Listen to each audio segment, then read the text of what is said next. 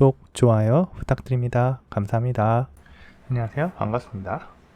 오늘은 지난 시간에 이어서 인증 서버에 대해서 조금 더 알아볼 겁니다. 지난 시간에는 JWT 토큰에 대한 사이닝과 인크립션에 대해서 알아봤어요. 비대칭 키를 이용했고요. RSA라는 거하고 ECDSA라는 두 가지 방식의 비대칭 키 알고리즘을 이용했고요. 오늘은 인증 서버에서 API 키 매니지먼트에 대해서 알아볼 겁니다. 일반적으로 백엔드 API에 접근하기 위해서는 여러가지 인증 방식이 있어요. 그 중에서도 API 키를 발급하여 클라이언트에서 특정 키를 가지고 있으면 접근 가능하도록 하는 방식을 알아보겠습니다. 가장 많이 쓰이는 방식은 API 키를 미리 정의해 두고 해당 키를 가지고 있는 클라이언트들이 접근 가능하도록 하는 거예요. API 키는 ABCDEFG 이런 식으로 정해 놓고요. 이걸 특정한 클라이언트와 연결을 해 두는 거죠. 그 정보를 이쪽 인증 서버 쪽에서 DB나 이런 쪽 스토리지에다가 저장을 해 놓고 있을 거예요. 그리고 API 키를 클라이언트들이 발급받아서 그 키를 헤더에 넣어 가지고 접근하는 형식이 될 거예요. 이렇게 하게 되면 API 키를 관리하는 게 아주 중요하겠죠. 네, 이게 일반적으로 코그니토라든지 AWS 또는 Azure 이런 애들, 파이어베이스 같은 애들이 사용하는 방식이에요. 그런데 이제 이런 거는 약간 API 키만 잊어버리면 문제가 있을 수 있으니까 조금 더 보안을 신경 쓴 방식이 있어요. 이전에 저희가 JWT에서 비대칭 키 이용하신 거 기억나시죠? 네, 그 방식을 응용해 보는 겁니다. 퍼블릭 키를 클라이언트에 발급하고 특정 시크릿을 인크립션해서 서버에 전달합니다. 서버는 프라이빗 키를 가지고 시크릿을 디크립션해서 인증하는 형태로 개발하는 방식이 있어요. 자, 그래서 오늘 저희는 이 방법을 이용해서 개발을 해볼 거예요. 지난 시간에 저희가 만들었던 애들이 있잖아요. 네, 거기에서 조금 더 확장해서 개발을 할 겁니다. 자, 솔루션에서 기존 작업하던 거에서 두 파일을 생성을 할 건데요. 일단 솔루션 익스플로러 가시고요. 자, 얘를 고정할게요. 자, 이 상태에서 features 밑에 키라는 폴더를 하나 만들 거예요. 그래서 add 하고 폴더에 key라고 만들겠습니다. 자, 이렇게 만들어 놓고 두 가지를 클래스를 좀 더 만들 거예요. 그리고 그 내역은 어떻게 될 거냐면 키 밑에 endpoint하고 generate라는 걸 만들겠습니다. 네, 그냥 이름만 생성을 해 볼게요. 자, 그래서 endpoints endpoint.cs가 만들어지겠죠. 그리고 하나 더 Ctrl Shift A 하셔도 돼요. 그리고 generate라고 만들게요. generate.cs. 자, 이 generate는 command response를 가지고 있을 거예요. 자, command하고 response는 이런 형태가 되겠죠. 저희가 이전에 만들었던 방식하고 똑같습니다. 토큰이나 이런 데서요. 그래서 string id를 받고요. response로 public key를 남겨줄 거예요. 자, 이 상태에서 커맨드 핸들러 클래스를 추가를 해볼 거예요. 자, 이 커맨드 핸들러가 나머지 부분들 로직적인 처리를 하겠죠. 커맨드 핸들러는 이렇게 구성을 할 거고요. 저희는 베이스 DB 컨텍스트를 통해서 뭔가 데이터를 저장하는 부분까지 처리할 예정이에요. 자, 그러면 베이스 DB 컨텍스트는 어떻게 만들까요? 이제 여기에서 EF 코어를 조금 활용을 해볼 거예요. 그래서 add 프로젝트를 하나 할 겁니다. add new 프로젝트에서요. 그냥 일반적인 라이브러리, 클래스 라이브러리. 여기 저는 미리 구해놨고 여기에서 클래스 라이브러리라고 치시면 나올 거예요. 여기 보면 어디 있을까요? 네, 여기 있네요. 자, .NET WAR, .NET 스탠다드용 요걸 사용하시면 돼요. 이건 VB고 이 C샵이죠. 저희는 C샵에 대해서 Next에서 클래스 라이브러리라고 하고 이름을 infrastructure라고 지정을 할게요. structure 맞죠? 자, 이 형태로 그대로 들어가시고 .NET 7.0으로 지정하셔가지고 create 하시면 됩니다. 그러면 기본적인 클래스 라이브러리가 생성이 되는 걸 확인할 수 있어요. 이제 여기에 EF 코어와 관련된 디펜던시를 추가해 보겠습니다. 자, 개발자 명령 프롬프트로 이동하시고 직접 누게 패키지에서 처리하셔도 돼요, 사실. 그 다음에 인프라스트럭처로 이동을 하겠습니다. cd 인프라스트럭처 하셔가지고 들어가시고 여기에서 SQL 서버에 대한 DB 공급자를 설치를 할 거예요. .NET add 패키지라고 하시고 마이크로소프트 엔터티 프레임워크 코어 SQL 서버라는 거를 설치를 할 거예요. 자, 이렇게 설치하시면 됩니다. 자, 에러 나는 걸 크게 신경 쓰지 마시고요. 자, 그러면 여기에 디펜던시가 추가가 됐겠죠? 패키지 보세요. 자, SQL 서버 7.0.9인가요? 네, 9네요. 이렇게 설치가 되어 있을 겁니다. 그리고 저희가 여기에서 아주 간단한 베이스 DB 컨텍스트에서 SQL 서버 컨텍스트까지 처리되는 내용을 보여주려고 하거든요. 그러니까 우리가 어떤 거냐면 멀티 프로바이더를 지원하려고 하는 거예요. DB가 SQL 서버가 아니고 MySQL이라든지 포스트그레스 또는 오라클, 마리아DB 뭐 이런 것들이 있을 수 있죠. 이런 것들은 기본적으로 TSQL을 이용하는 RDBMS예요. 네, 이런 것들은 엔터티 프레임워크 코어에서 이 프로바이더만 변경하는 형태로 지원할 수 있어요. 물론 약간의 변경된 내역들이 있습니다만 어쨌든 크게 변경하지 않고 활용할 수 있다는 얘기예요. 그래서 DB의 공급자를 변경해 가면서 다른 DB, RDBMS를 지원할 수 있도록 할 수 있습니다. 그래서 여기 인프라스트럭처에서 그런 부분에 대해서 처리할 수 있어요. 물론 이거는 저의 다른 강좌 확인해 보시면 있어요. REST API 템플릿 만들기라는 다른 강좌가 있는데 거기 확인해 보시면 관련된 내역이 있을 겁니다. 그래서 여기에서 지금 저희는 SQL 서버만 추가를 했는데 MySQL에 대한 DB 공급자도 설치할 수 있어요. 자, 이번에는 누겟으로 들어가겠습니다. 자, 이거는 제가 이렇게 .NET add 패키지로 들어갔고 여기에서 매니지 누겟 패키지에서요 찾아보겠어요. 자, 브라우저 하시고요. 어떻게 할까요? MySQL 한번 눌러볼까요? 그 다음에 검색해 보시면 몇 가지가 있어요. 물론 이게 지금 뭐 제일 많이 쓰이는 것 같긴 해요. MySQL 데이터. 근데 저는 주로 이거를 사용하고 있습니다. 물론 이거는 이제 개인이 만든 거긴 한데요. 요걸 이용해서 MySQL에 대한 처리를 하셔도 돼요. 이게 아마 제가 알기로는 마리아DB도 지원을 하고 있는 걸로 알고 있어요. 포멜로, MySQL, MyDB, 뭐 마리아DB 여기 있죠. 이렇게 지원할 수 있도록 얘가 해놨어요. 이 개발자가요. 그리고 계속적으로 지금도 업데이트가 되고 있죠. 제니어리 17이면 좀 오래되긴 했지만 어쨌든 이렇게 지원을 계속 해주고 있으니까 이걸 가지고 저는 활용해 볼게요. 자, 그래서 인스톨 하시면 둘 다 설치가 됐습니다.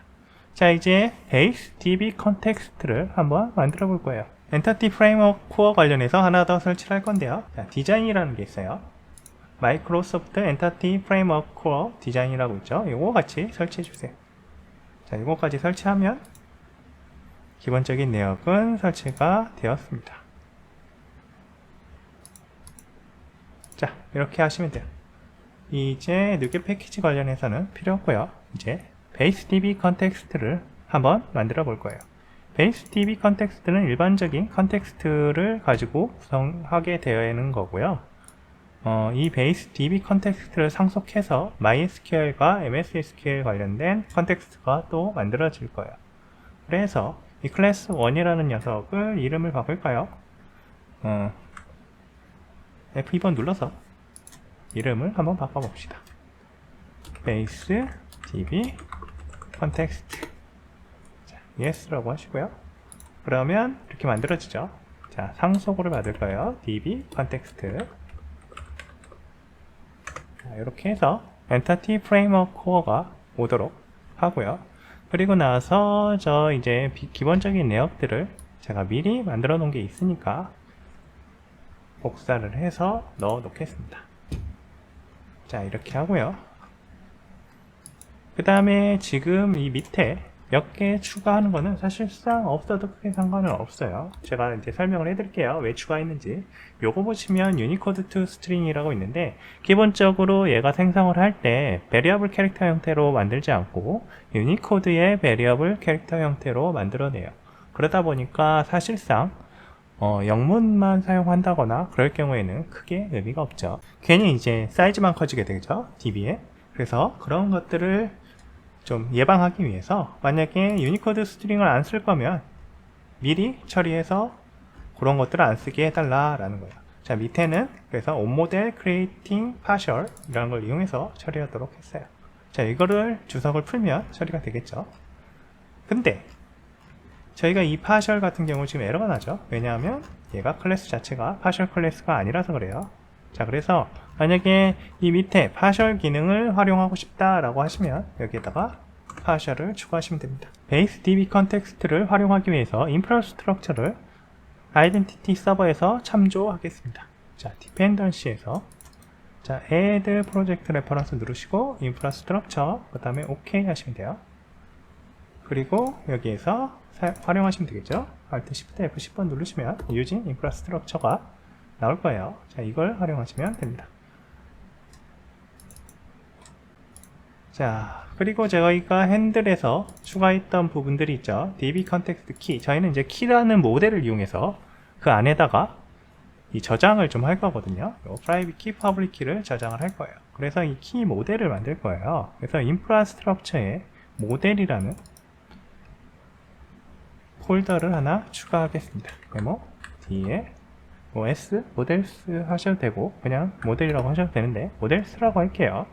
모델스라고 하고 키스라는 클래스를 하나 추가하겠습니다. 자, 이렇게 하시고요. 이 키 스키마는 ID, private key, public key 이 세 가지로 그냥 이루어져 있어요. 자, public으로 하는 게 낫겠죠? 이렇게 하면 다 됩니다. 자, 그러면 private key, public key가 될 거잖아요. 자, 여기에서 이 키스가 없다고 그러죠. 왜냐하면 저희가 베이스 DB 컨텍스트에서 아직 DB셋을 정의를 안 해서 그래요. 그래서 베이스 DB 컨텍스트에서 우리가 만들었던 저 키에 대해서 DB셋을 하나 생성을 해줄 거예요. 자, 위치는 이쯤에다가 두는 게 보기 좋겠죠. 자, 이렇게 합니다. 별거 없어요. 그 다음에 키에서 minlength하고 maxlength 지정했다는 거, id를 키라고 해주라는 거, 그 다음에 private key, public key 이렇게 바이트 어레이로 만들어내라는 것 밖에 없어요. Alt Shift F10 눌러가지고 using system text 추가하시면 돼요. 자, 그러면 일단 기본적인 거는 다 처리가 된 것 같아요. 자, 이렇게 해놓고 이제 나머지 부분들을 처리하면 됩니다. 근데 저희가 아이덴티티 서버에서 보시면 using 이라는 부분에다가 대부분의 것들 넣었죠. 네, 이것도 마찬가지로 베이스 DB 컨텍스트에서 필요 없는 것들이 아니고 공통으로 쓰는 것들을 using.cs로 넣을 수 있습니다. 그래서 add에서 이번에도 하나 추가해 볼게요. 자, 저거랑 똑같이 글로벌 using을 추가하기 위한 파일을 하나 이렇게 만들어내고요. using.cs에서 그 관련된 내역들을 한번 추가를 해보겠습니다. 제가 생각하기엔 이 정도 넣으면 될 것 같아요. 아직 디펜던시 인젝션을 안 쓰고 있긴 한데, 자, 그래서 베이스 DB 컨텍스트 가보시면 이제 이런 것들 필요 없으니까 요거 눌러주세요. 여기 보이시죠? 네, 요 녀석 빗자루 아이콘 같은 건데, 자, 정리하라는 얘기죠. 그럼 정리해 줄 거예요. 그 다음에 키스에도 가셔서 요 녀석 누르시면 깔끔해집니다. 자, 이런 식으로 정리를 해 놓으면 아주 깔끔하게 볼 수 있을 상태가 됐어요. 자, 이제 SQL 서버 컨텍스트를 추가를 해볼 거예요. 자, SQL 서버 컨텍스트는 베이스 DB 컨텍스트와 비슷합니다. 무슨 얘기냐면 그냥 상속해서 몇 가지만 추가하는 형태가 될 거예요. 이렇게 하면 멀티 프로바이더라는 형태로 개발하기 아주 편안한 형태가 되는 거예요. 네, 유지보수하기에 아주 쉽겠죠. 자, 이렇게 SQL 서버 컨텍스트라고 이름 짓고요. 자, 실제적으로는 이렇게 구성이 될 거예요. SQL 서버 컨텍스트, 베이스 DB 컨텍스트로부터 상속받아서, 자, 여기는 컨스트럭터 처리하고요. on configuring, 여기가 중요하죠. 이쪽만 처리하도록 해주시면 돼요. 그래서 옵션 빌더 유저 SQL 서버를 이용할 거고 커넥션 스트링을 이용할 거고 enable retry on failure라 그래서 이거는 이제 베이스 DB 컨텍스트에서 저희가 정의를 했죠. 네, 이렇게 처리하도록 해주시면 됩니다. 그러면 SQL 서버 컨텍스트에 대한 처리가 났어요. 끝났어요. 자, 이번에는 뭘 할까요? 바로 MySQL에 대해서 한번 처리해 볼게요. 자, 우리는 MySQL에 대해서도 방금 추가를 했었잖아요. 그러니까 마찬가지로 SQL 서버 컨텍스트를 그대로 복사해서 하나 놓고 이름을 바꿀게요. 자, MySQL 컨텍스트라고 이름 짓고요. 그리고 이 녀석을 제가 미리 작업해 놓은 게 있으니까 복사를 해서 자, 여기로 가셔가지고 이렇게 하시면 돼요. 근데 이게 보시면 알겠지만 자, SQL 서버하고의 차이를 한번 보여드릴게요. 자, 반으로 나눠서 접어볼까요? 이런 식으로 해놓고 보시면 자, 거의 비슷해요. 달라지는 것은 여기 옵션 빌더에서 여기는 use SQL 서버를 쓰고 use MySQL을 쓴다는 거예요. 그래서 파라미터도 조금 달라지죠. 하지만 거의 비슷합니다. 어때요? 자, 이 정도로 쓰게 되면 저희가 프로바이더로 이용하기에 멀티 프로바이더에서 사용하기에 정말 아주 간단한 내역이 만들어졌어요. 그리고 이제 program.cs에서 이 SQL 서버 컨텍스트를 호출할지 MySQL 컨텍스트를 호출할지를 정해야겠죠. 그래서 익스텐션 메소드를 하나 추가할 거예요. 그래서 이 extensions라는 거를 인프라스트럭처에다가 하나 추가해 주겠습니다. 솔루션 익스플로러에서 인프라스트럭처 자, 선택하시고 이 녀석에 꺼버릴게요. 이 녀석에 add 하고요. new folder 그 다음에 extensions라고 폴더 이름을 지정하는 거예요. 자, 보시면 알겠지만 제가 코딩하는 코딩 스타일이 나오죠. 자, 폴더를 만들고 그 안에다가 뭔가 같은 내역들, 같은 그룹핑 할 수 있는 클래스들을 다 모아서 넣고 있어요. 자, 이런 식으로 해야 구조화가 되겠죠. 이거를 뭐 각각을 DLL을 만드셔도 되는데 DLL을 만들어서 너무 많이 만들어 놓으면 상호 참조에 대한 문제들이 걸리기 시작해요. 하지만 폴더로 만들게 되면 이런 부분들이 줄어들겠죠. 그리고 제가 지금 만드는 이 아이덴티티 서버 같은 경우 REST API인데 이런 API들 만드는 제 기준이 있어요. Vertical Slice Architecture라는 디자인 아키텍처를 이용해서 처리하고 있습니다. 자, 소프트웨어 아키텍처의 한 방법이고요. 이거는 클린 아키텍처의 어떠한 부분을 장점을 흡수하고 단점을 조금 제거해서 만들어낸 거예요. 물론 클린 아키텍처보다 이게 더 좋다는 건 아닙니다. 자기가 활용하기에 따라 다른 방식이고요. 제가 생각하기에는 소규모 기업에서 버티컬 슬라이스 아키텍처로 이용하는 게 조금 더 편할 수 있어요. 그리고 마이크로 서비스라는 기준으로 봐도 버티컬 슬라이스 아키텍처로 집중화를 해 놓는 게 조금 더 개발하기 편리할 수 있습니다. 자, 익스텐션스에 대해서 또 추가를 해볼게요.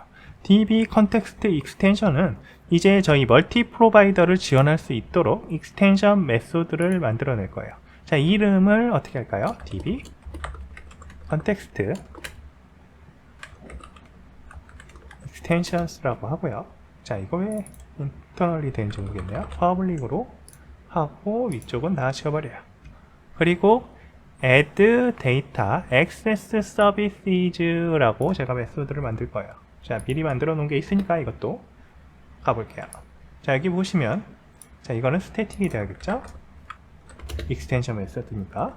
자, 그리고 서비스 컬렉션을 가지고 거기에 익스텐션 메소드를 하는 거예요. 커넥션 스트링을 받고요. DB 프로바이더를 받고 그리고 max retry count도 받아가지고 그걸 가지고 DB 프로바이더가 MySQL이냐 아니냐에 따라서 구분해서 처리하고 있어요. 저희는 이제 MS SQL을 기본으로 하고 싶어서 MS SQL을 else로 무조건 하도록 해놨죠. MySQL이 아니면 무조건 MS SQL이 될 겁니다. 그리고 그것들을 호출하는 방법은 add DB 컨텍스트인데 조금 달라요. base DB 컨텍스트가 있고요. 뒤쪽에 다른 게 또 나오죠. 실제적으로 상속된 컨텍스트 서비스, 컨텍스트 임플리먼테이션 보시면 나오죠. 그래서 사실은 이 임플리먼테이션 여기가 이 컨텍스트 어떤 DB 프로바이더를 이용할 것인지를 정할 수 있습니다. 이걸 가지고 MySQL을 쓸 건지, SQL 서버를 쓸 건지, 오라클을 쓸 건지, 마리아디버를 쓸 건지 또는 포스트그레스를 쓸 건지를 정할 수 있다는 거예요. 자, 이걸 보시면 여기에서 활용 가능하시겠죠? 예. 다른 것들을 보실 때 더 생성을 하실 때 요거를 참조해서 이용해서 만드시면 됩니다. 자, 그래서 DB 컨텍스트 익스텐션을 만들었고요. 그러면 이제 어디로 갈까요? program.cs에서 이걸 지원할 수 있도록 해야겠죠. 자, 그래서 이번에 program.cs로 이동해 보겠습니다. 자, program.cs에서 저 DB를 지원하기 위해서 호출하는 거를 하나 추가를 할 거예요. add data access service가 되겠죠. 그래서 어디쯤에다 놓을까요? 뭐 위치는 이쯤에 놔도 될 것 같아요. byl builder services add data 그리고 access services예요. Alt Shift F10 누르면 나올 것 같은데 안 나왔네요. 제가 이름을 조금 잘못했을 수도 있고 add data access services라고 이름을 짓습니다. add data access services 저걸 사용하기 위해서 using에 추가를 하겠습니다. infrastructure extensions라고 추가를 하시면 되고요. 그리고 여기에서 extensions 관련된 파라미터에 두 가지를 추가해야 되죠. 커넥션 스트링과 DB 프로바이더를 추가하도록 되어 있어요. 자, 커넥션 스트링하고 DB 프로바이더를 그럼 가져와야겠죠. 자, 빌더 컨피그레이션을 이용할 거고요. DB 프로바이더하고 커넥션 스트링을 이렇게 갖고 올 겁니다. 이름은 DB 프로바이더, 그리고 커넥션 스트링은 그냥 서버라고 해서 가져올 거예요. 그래서 커넥션 스트링, 그리고 DB 프로바이더 이렇게 지정하시고요. 자, app 세팅으로 갈게요. 여기로 가시면 여기 있죠. 근데 저희가 디벨롭먼트를 쓰니까 여기에다 넣어도 되는데 app settings.json에다가 넣을게요. 자, app settings.json에다가 db 프로바이더하고 커넥션 스트링 관련된 내역을 추가하시면 돼요. 자, allows host 밑에다가 이렇게 넣을게요. 자, 그러면 일반적인 작업은 끝났어요. 자, 데이터 소스에 local db, ms local db라 그래서 저희 SQL local db를 사용하겠다는 거고, db 프로바이더는 ms SQL을 써서 처리하도록 해놨습니다. 그러면 db 컨텍스트 익스텐션에서 정의한 대로 MySQL이 아니니까 SQL 서버를 이용할 겁니다. 자, 저게 많아지면 스위치 케이스로 하셔야겠죠. 자, 어쨌든 이런 식으로 add data access service까지 해서 db 컨텍스트까지 처리가 됐어요. 이제 generate를 했으면 endpoint도 만들어가지고 호출할 수 있도록 해야겠죠. 자, 피처에 저희가 generate 관련된 처리를 이제 다 했잖아요. 그쵸? 네, RSA create 해서 자, 다 처리를 했단 말이에요. 이제 endpoint 관련된 내역도 처리를 해야 됩니다. endpoint의 내역은 뭐 크지 않아요. 뭐 다르지 않고 이전에 만들었던 거랑 비슷합니다. 그래서 제가 복사를 해서 이것도 처리를 할게요. 자, 이름은 키, 맵 그룹 키라고 하고 그룹의 맵 포스트로 generate RSA 그 다음에 body에다가 generate command 넘기고요. 미디에이터 통해서 send 하면 리스판스가 넘어올 거예요. 그러면 그 리스판스를 처리하도록 할 겁니다. 여기 보시면 requires CORS라고 있죠. 자, 베이스 CORS라는 걸 만들어서 이게 자바스크립트에서 도메인이 다르더라도 자바스크립트에서 직접 이 API를 호출할 수 있도록 해 주려는 거예요. 그래서 CORS 설정도 해줘야 되는데 제가 그 부분을 추가를 해 놓겠습니다. 자, program.cs에 보면 CORS 관련해서 처리하는 부분이 하나 추가가 돼야 돼요. 그래서 program.cs로 갈게요. 자, 여기에서 이 위치는 add swagger again 위쪽에다가 추가하면 될 것 같아요. 제가 보기엔 이렇게 add CORS, base CORS라고 하고요. 아래쪽으로 가서 use CORS를 하나 추가해 주셔야 돼요. 자, authentication 밑에 authorization 위에 넣으셔야 됩니다. app.use CORS 자, 이렇게 넣어주세요. 이렇게 하시면 되고요. 그러면 이제 기본적인 건 됐고요. 아까 엔드포인트에서 그러면 require CORS를 호출할 수 있습니다. 그러면 이제 클라이언트에서 이 베이스 CORS가 적용된 이 key generate RSA로 접근이 가능해요. 그러면 뭐 크로스 사이트 뭐 어쩌고 하는 오류가 나지 않을 겁니다. 자, 이렇게 하면 엔드포인트에서 generate로 가고 generate에서 리스폰스 처리를 하고 DB에 저장한 다음에 리턴 해주는 형태가 될 겁니다. 이제 스웨거를 호출하면 퍼블릭 키를 리턴하는 걸 확인할 수 있을 거예요. 한번 해볼까요? 간단하게 F5번 눌러서, 자, 하기 전에 제가 지금 하나 빼먹은 게 있는 것 같아요. 자, 멈추고 뭘 안 했냐면 저희가 지금 EF 코어 관련돼서 처리를 하고요, 서버에 마이그레이션을 하지 않았습니다. 자, 마이그레이션이 필요하겠죠. 그래서 마이그레이션 처리를 하고 나머지 작업을 할 거예요. 저희가 마이그레이션 작업을 조금 추가를 하겠습니다. 인프라스트럭처라고 되어 있는 저쪽에서 cd 점점 해서 솔루션 파일이 있는 위치로 이동해 주세요. 그리고 솔루션 파일이 있는 데에서 저희가 스크립트 몇 개를 추가를 할 거예요. 이제 마이그레이션에 대한 내역인 .NET EF 마이그레이션 이니셜 크리에이트 하고요, 스타터 프로젝트 아이덴티티 서버로 지정하시고, 여기 컨텍스트 잘 보세요. SQL 서버 컨텍스트를 지정하고 있죠. 베이스 DB 컨텍스트 아닙니다. SQL 서버 컨텍스트를 지정을 해주셔야 돼요. 만약에 저희가 MySQL을 하고 싶으면 MySQL 서버 컨텍스트를 해주셔야 되겠죠. 그래야 마이그레이션이 제대로 될 거예요. 자, 여기에서 엔터 누르시면 먼저 에러 나는 거 신경 쓰지 마시고 쭉 넘어가시면 이제 뭔가 처리가 될 거예요. 저 계속 에러 나는 게 문제가 된다, 좀 보기가 싫다 라고 하면 다른 걸 사용하셔야 됩니다.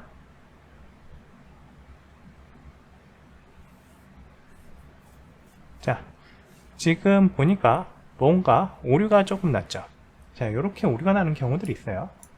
너는 마이크로소프트 엔티티 프레임워크 코어 디자인이 필요하다, 아이덴티티 서버에서 필요하다 라고 하고 있는데, 사실상 저게 필요가 없도록 하려면 edit 프로젝트 파일에 가셔가지고 여기 보이시죠? 이 두 개, 이거를 주석 처리해 버리십니다. EF migration add initial create 해서 요거 처리하는 거 다시 한번 해볼게요.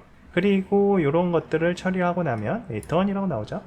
EF migration 대해서 처리가 됐다. 마이그레이션 폴더로 들어가 보시면 이렇게 돼 있어요. 이제 업데이트를 해야 되니까 저 녀석을 업데이트를 시키겠습니다. 자, DB에다가 업데이트를 시킬 거예요. 데이터베이스 업데이트, 프로젝트, 인프라스트럭처, 스타트, 프로젝트, 아이덴티, 서버. 보이시죠? 네. 요렇게 해서 처리가 될 거예요. 그 다음에 엔터를 눌러서 여기다 에러가 나는데 크게 신경 쓰지 마시고,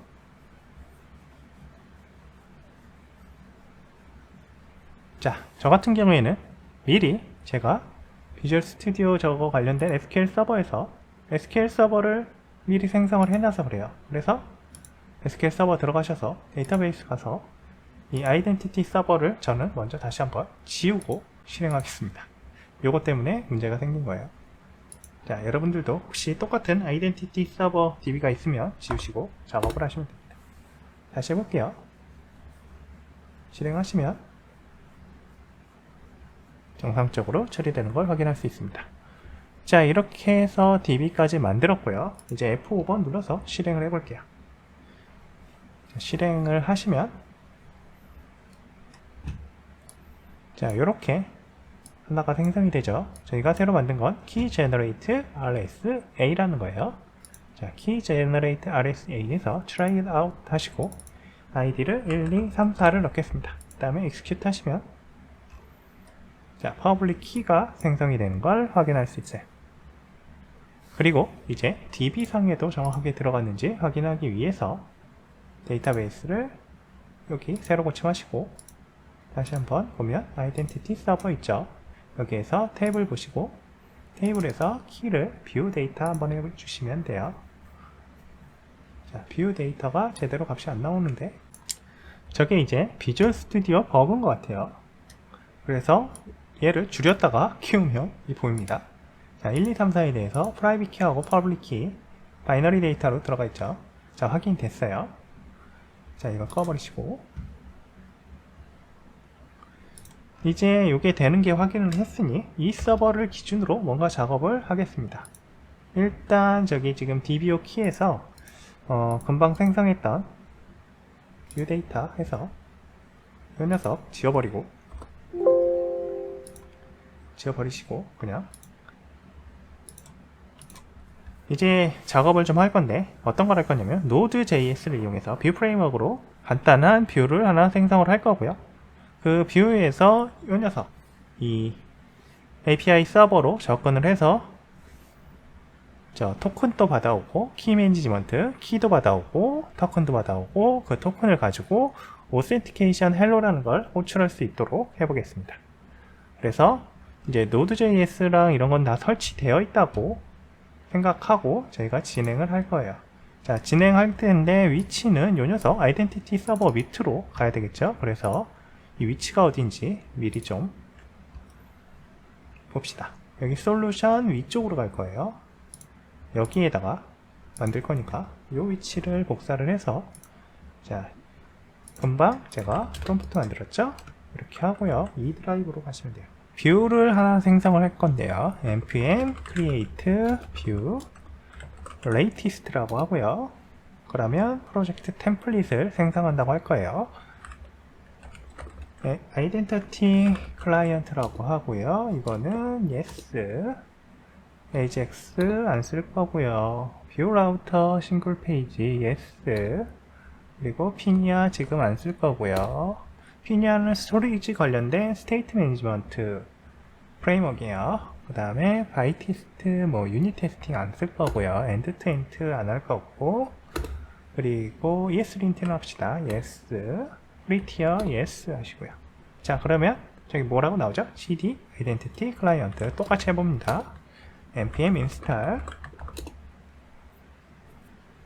그리고 npm run format 이게 끝나면 npm run format이라는 걸 써서 이 코드 얼라인 같은 거를 다 맞출 거예요.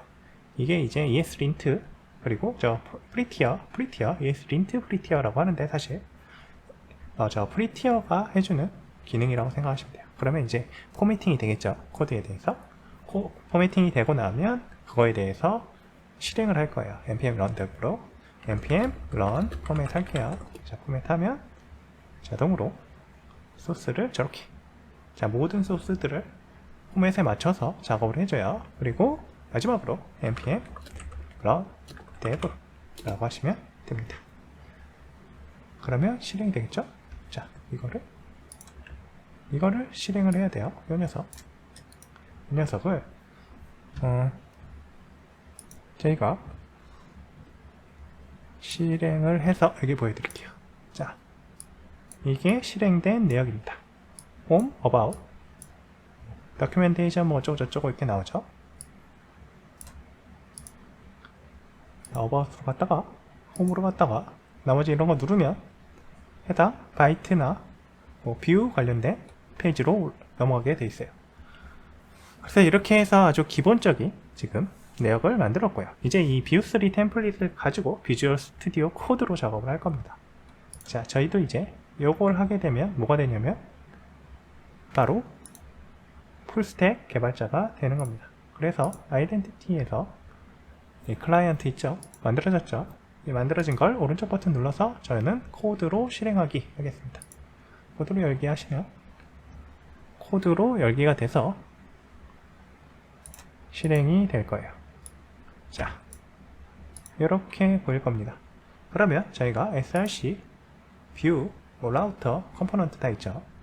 여기에서 저희는 또 터미널을 쓸 거니까 new 터미널 하나 만드시고요. 자, 필요 없으니까 일단 막으세요. 자, 요 정도 수준에서 이제 다음 작업을 할 겁니다. 자, 아이덴티티 클라이언트에서 npm install axios에서 axios를 추가를 할 거예요. 자, 그리고 이제 src router index라는 걸 가볼게요. 자, index.tx 이렇게 구성이 되어 있어요. 네, 요걸 조금 수정을 할 겁니다. 자, 저희는 main, register, login 이 세 가지가 필요하기 때문에 main, register, login을 처리할 거예요. 자, 이거 다 지워서 이런 식으로 할 거고 register, main, login이라는 게 지금 없죠. 그래서 에러가 나는 거예요. 그래서 이 레지스터 메인 로그인이란 페이지들을 그냥 만들 거예요. 어떻게? 여기에 뷰에 가보시면, 자, 뷰에 보이시죠? 뉴 파일 하셔가지고 레지스터, 자, 만들어 주시고, 또 아까 또 없었죠? 메인 뷰, 그것도 자꾸 다 찍히네요. 뉴 파일에서 메인.뷰 하나 만드시고, 또 뉴 파일에서 이번에는 로그인.뷰 이렇게 3개 만드시면 돼요. 자, 그러면 기본적인 작업은 된 겁니다. 자, 뷰스 밑에 로그인 뷰, 메인 뷰, 레지스터 뷰를 추가를 했어요. 자, 그리고 요것들에 대해서도 코딩을 해놔야겠죠. 일단 메인 뷰로 이동을 하겠습니다. 메인 뷰에서 어떤 작업을 할지 볼게요. 메인 뷰 이동을 해서,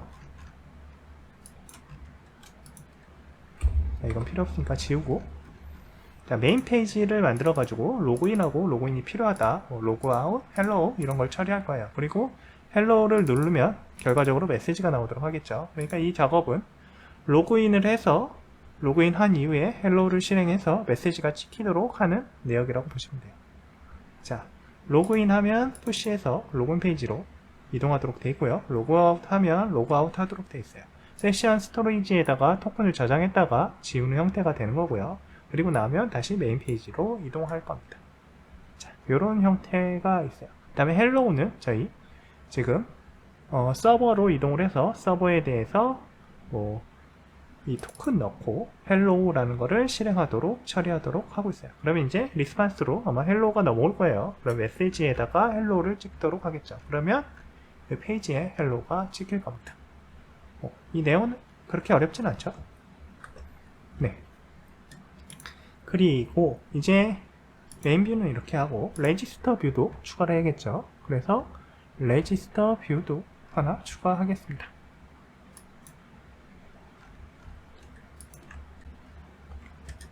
레지스터 뷰 회원 가입하도록 하고 사용자명만 넣도록 해놨어요.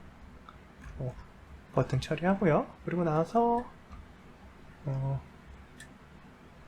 이 generate RSA를 처리하도록 했어요. 그래서 스트링에 id를 넣으면 1234라는 걸 넣으면 1234에 대한 public 키를 넘겨줄 거고, private 키는 서버가 가지고 있겠죠. 다음에 로그인 할 때 이 public 키를 지금 브라우저에서 저장을 하고 있을 거예요. 저희가 어디에 넣냐면 set item에서 public 키에다가 넣도록 했죠. 이거는 임시적인 거니까 이렇게 해놓은 거예요. 만약에 어떤 우리가 키오스크 머신 같은 거, 또는 어떤 머신에다가, PC에다가 쓰겠다라고 하면 PC의 특정 저장소에다가 저장할 수 있도록 해야겠죠.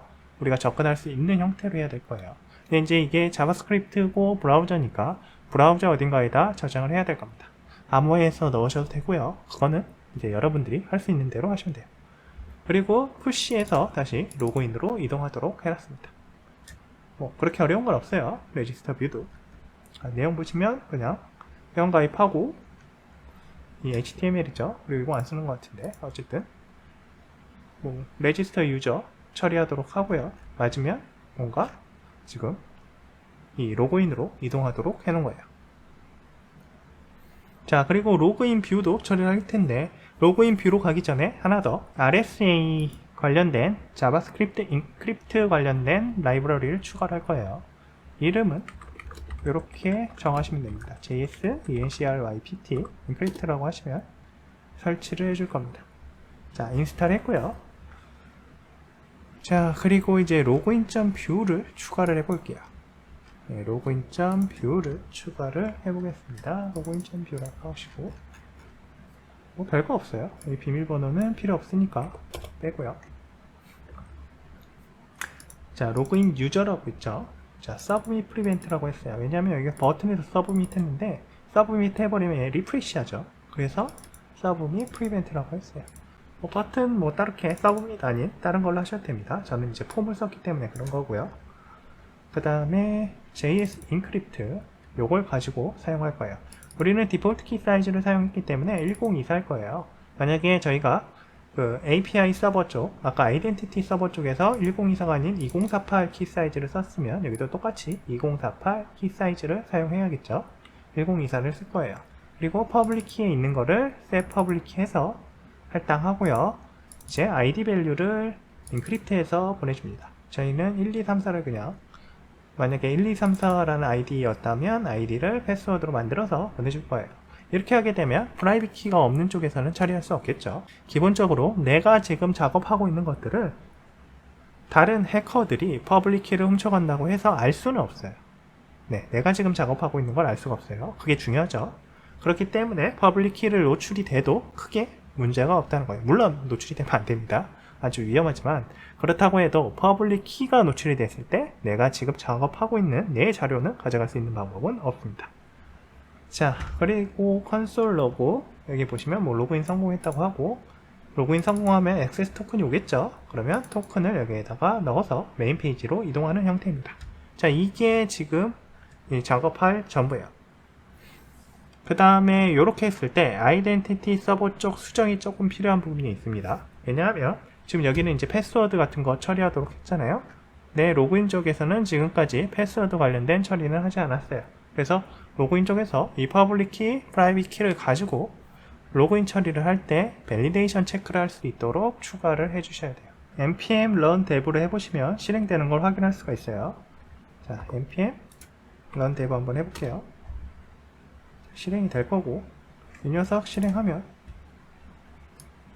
보여드릴게요. 이렇게 나오는 거 확인할 수 있습니다. 메인 페이지 나오죠. 로그인하고 지금 뭔가 하면 에러가 날 거예요. F12번 눌러볼게요. 눌러보시면 로그인 실패라고 나오죠. 왜냐하면 지금 서버를 올리진 않아서 그래요. 자, F12번 다시 눌러가지고 꺼버리시고 이거 종료할게요. 그 다음에 이 녀석도 컨트롤 C 눌러서 멈추겠습니다. 자, 지금부터 할 일이 있어요. 이제 API 서버를 수정을 해줘야 된다 그랬죠. 로그인 관련해서 처리를 해줘야 되니까. 그래서 인증 서버에서 이제 저 로그인 관련된 처리를 하도록 다시 수정을 해보겠습니다. 자, API 서버로 돌아왔고요. 퍼블릭 스트링의 ID만 있잖아요. 여기에 퍼블릭 스트링 패스워드를 추가를 해줄 겁니다. 자, 이 패스워드가 ID를 퍼블릭 키로 인크립션한 내역이 들어올 거예요. 그래서 db 컨텍스트 이쪽 밑에 요 커맨드 핸들러에서 db 컨텍스트를 이용해서 db에 있는 프라이빗 키를 가지고 와서 디크립션을 해야겠죠. 자, 그 작업을 위해서 자, 컨스트럭터에다가 base db 컨텍스트를 가져오도록 합니다. 자, db 컨텍스트. 자, 마이그레이션 업데이트 할 때하고 조금 다르죠. 마이그레이션 할 때는 마이그레이션이나 업데이트 할 때는 실제 임플리먼테이션 된 db 컨텍스트를 활용했고요. 코딩에서는 base db 컨텍스트라고 해서 앱스트랙트 되어 있는 걸 가져오시면 돼요. 무슨 얘기인지 아시겠죠? 추상화 되어 있는 걸 가져오면 됩니다. 앱스트랙트 클래스라는 건 아니고요. 자, 어쨌든 base db 컨텍스트를 가지고 처리할 수 있어요.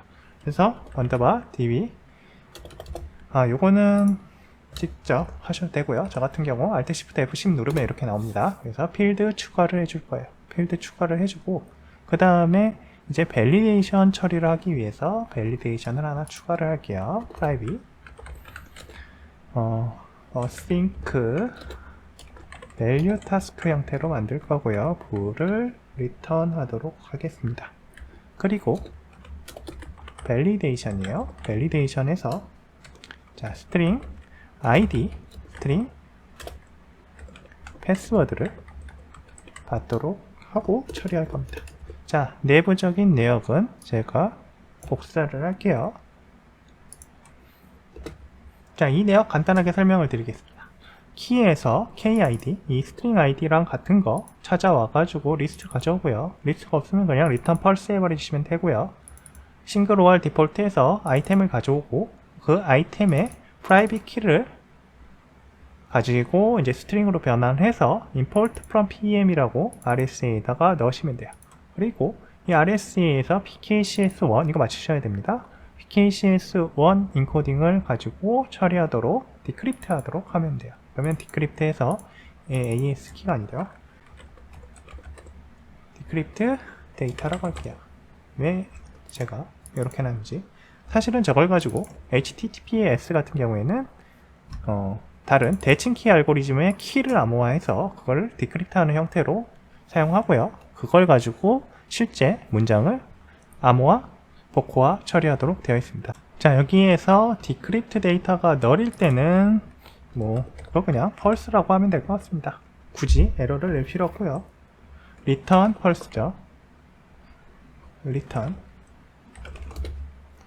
자, 그리고 그렇지 않을 경우 이제 정확하게 처리가 됐다면 decrypt 데이터는 true가 될 겁니다. 자, id하고 똑같으면 true가 되도록 처리하는 게 맞겠죠, 사실은. 그러면 이거를 조금 수정해 봅시다. equal 에서 저 id랑 같다면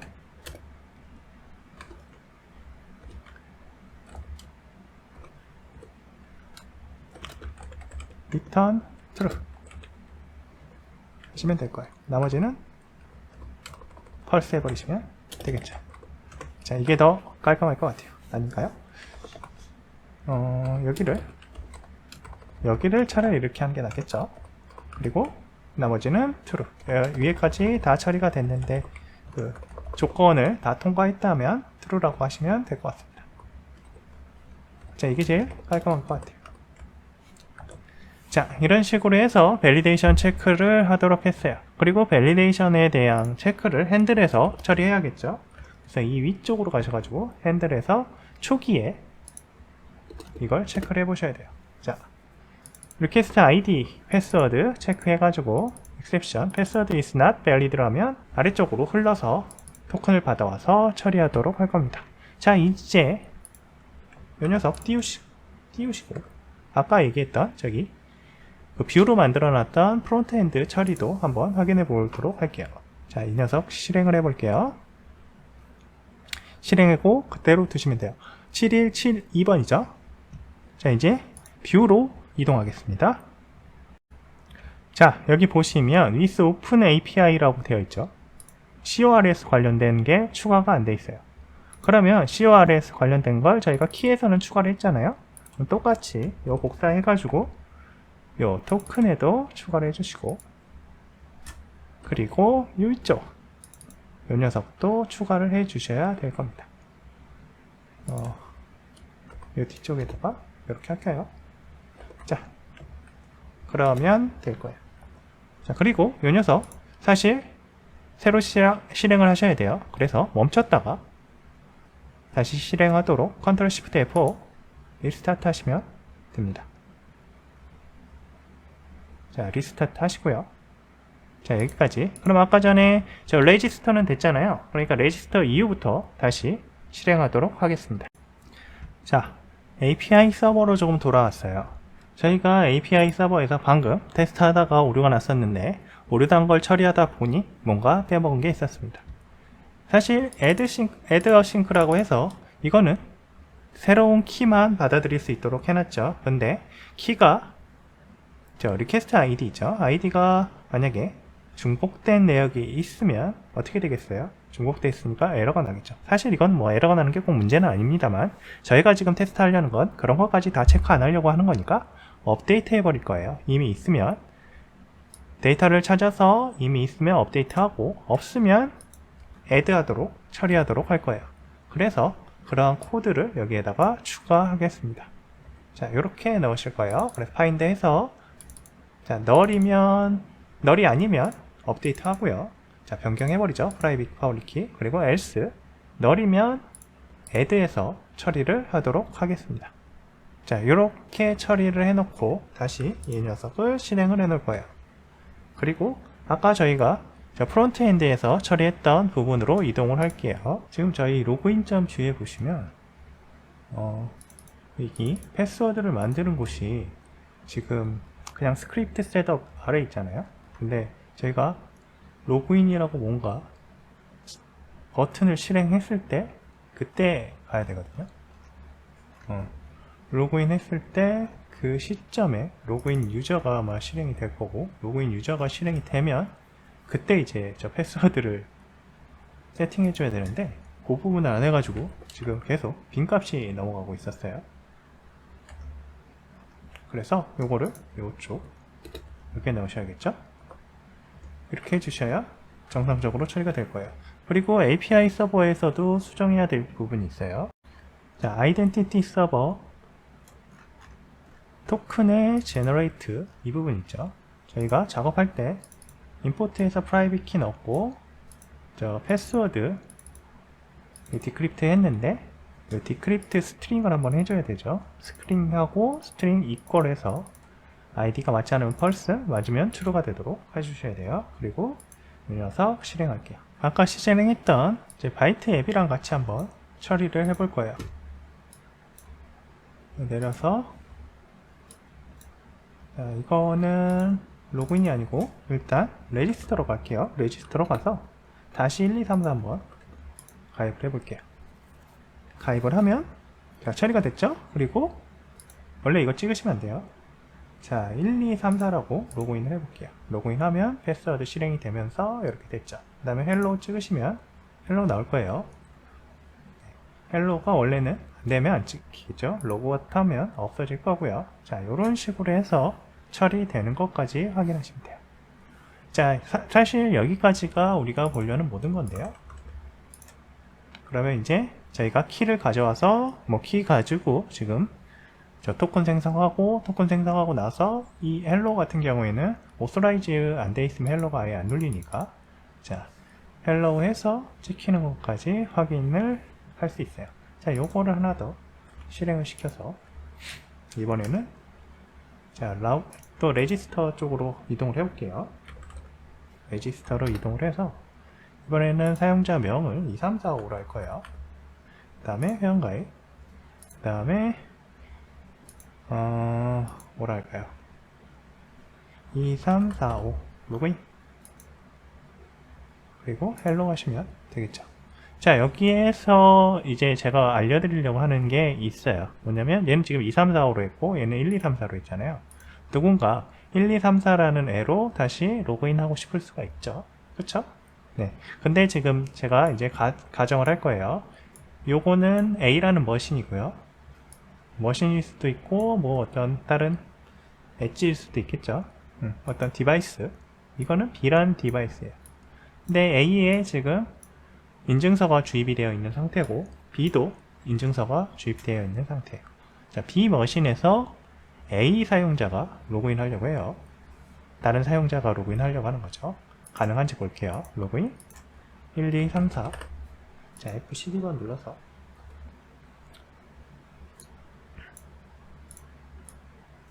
자, 1, 2, 3, 4 하고 로그인하면 어떻게 되나요? 로그인 실패라고 뜹니다. 자, 이 이유가 있죠. 얘가 가지고 있는 퍼블릭 키로는 저 1, 2, 3, 4의 퍼블릭 키로 인크립션 한 내역을 처리할 수 없어요. 그러니까 얘가 1, 2, 3, 4로 1, 2, 3, 4라는 걸 퍼블릭 키로 만들어가지고 인크립션 해가지고 서버 쪽에다가 보내면 서버는 1, 2, 3, 4의 프라이빗 키로 디크립션 하려고 한단 말이에요. 그런데 1, 2, 3, 4는 1, 2, 3, 4의 퍼블릭 키를 얘가 가지고 있지 않죠. 얘는 2, 3, 4, 5로 2, 3, 4, 5의 퍼블릭 키만 가지고 있어요. 즉, 요 녀석은 1, 2, 3, 4의 퍼블릭 키를 가지고 있고 이 녀석은 2, 3, 4, 5의 퍼블릭 키를 가지고 있기 때문에 2, 3, 4, 5의 퍼블릭 키를 가지고 있는 곳에서 1, 2, 3, 4를 처리해봐야 처리가 되지 않습니다. 마찬가지로 1, 2, 3, 4가 있는 곳에서 2, 3, 4, 5의 퍼블릭 키를 처리하려고 해봐야 안 돼요. 그래서 만약에 제가 로그아웃 하고 나서 여기서 2, 3, 4, 5로 자, 로그인 하고 싶다 해서 로그인 한다고 해도 로그인이 불가능합니다. 이렇게 에러가 뜨게 되어 있어요. 자, 이거 정상이에요. 자, 이렇게 하면 일반적인 보안에 대한 최소한의 처리가 가능할 거예요. 자, 이런 식으로 해서 키를 가지고 로그인을 구분할 수 있습니다. 오늘은 여기까지 하겠습니다. 감사합니다. 구독, 좋아요 부탁드립니다. 감사합니다.